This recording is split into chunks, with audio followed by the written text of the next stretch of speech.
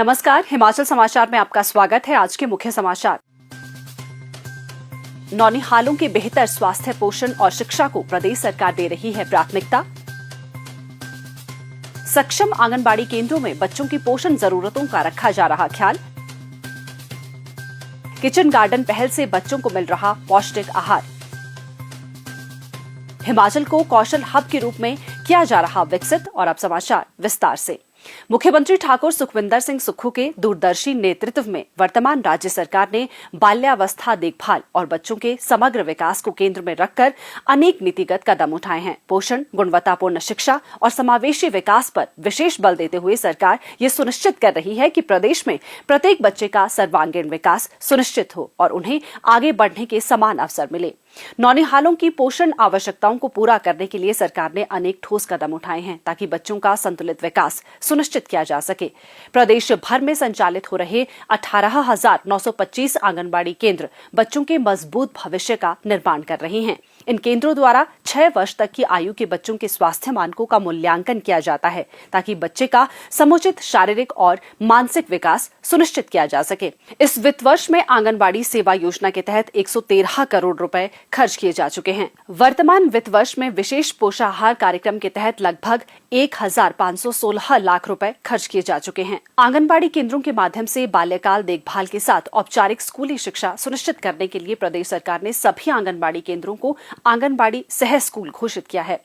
इससे उनकी प्रारंभिक शिक्षा की मजबूत नींव तैयार होगी। महिला एवं बाल विकास मंत्रालय एवं शिक्षा मंत्रालय द्वारा जारी आंगनबाड़ी केंद्रों एवं विद्यालयों के को लोकेशन के लिए जारी दिशा निर्देशों को अमल में लाने के लिए प्रदेश सरकार द्वारा शिक्षा सचिव की अध्यक्षता में राज्य स्तरीय संयुक्त कमेटी का गठन किया जा चुका है। प्रदेश के लिए स्वीकृत 1030 सक्षम आंगनबाड़ी केंद्रों से जिला चंबा के लिए 100 आंगनबाड़ी केंद्र स्वीकृत किए गए हैं। प्रदेश में आंगनबाड़ी केंद्रों के स्तरोन्नत करने की प्रक्रिया जारी है। राज्य के सभी जिला कार्यक्रम अधिकारी, बाल विकास परियोजना अधिकारी व सुपरवाइजर को स्टेट लेवल मास्टर ट्रेनर के रूप में प्रशिक्षित किया गया है।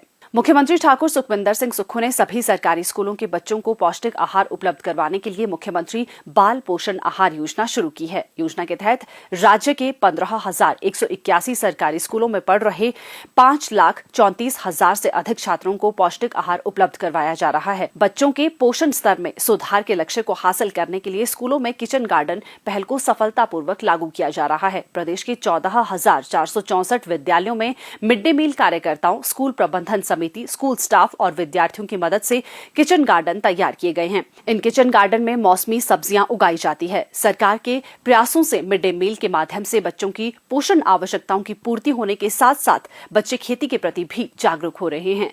स्कूलों में कार्यरत मिड डे मील कार्यकर्ता बच्चों की पोषण आवश्यकताओं को पूरा कर रहे हैं। मुख्यमंत्री ने मिड डे मील कार्यकर्ताओं के मानदेय में 500 रुपए की बढ़ोतरी की है। इससे 21,115 मिड डे मील वर्कर्स लाभान्वित होंगे और अब उनको 5,000 रुपए प्रति माह मानदेय मिलेगा। पोषण युक्त आहार हर बच्चे का अधिकार है। हिमाचल प्रदेश का भविष्य उसके बच्चों के कल्याण में निहित है।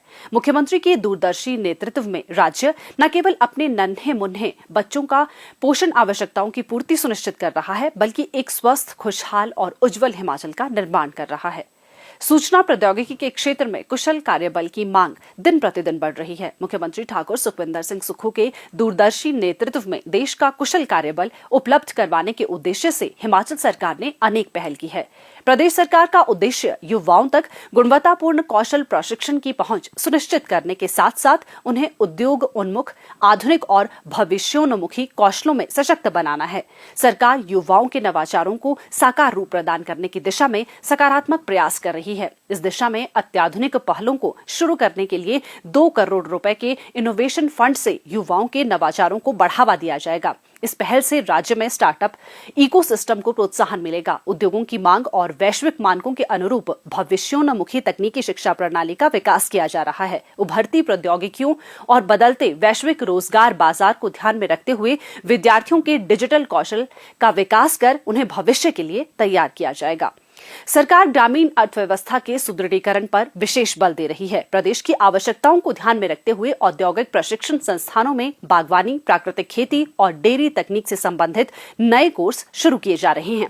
तकनीकी शिक्षा बोर्ड बाजार की मांग के अनुरूप पाठ्यक्रम तैयार कर रहा है। इसके अतिरिक्त रोजगार क्षमता बढ़ाने और युवाओं में उद्यमिता को प्रोत्साहित करने के लिए मजबूत इंडस्ट्री लिंकेज और प्रशिक्षुता कार्यक्रम संचालित किए जाएंगे।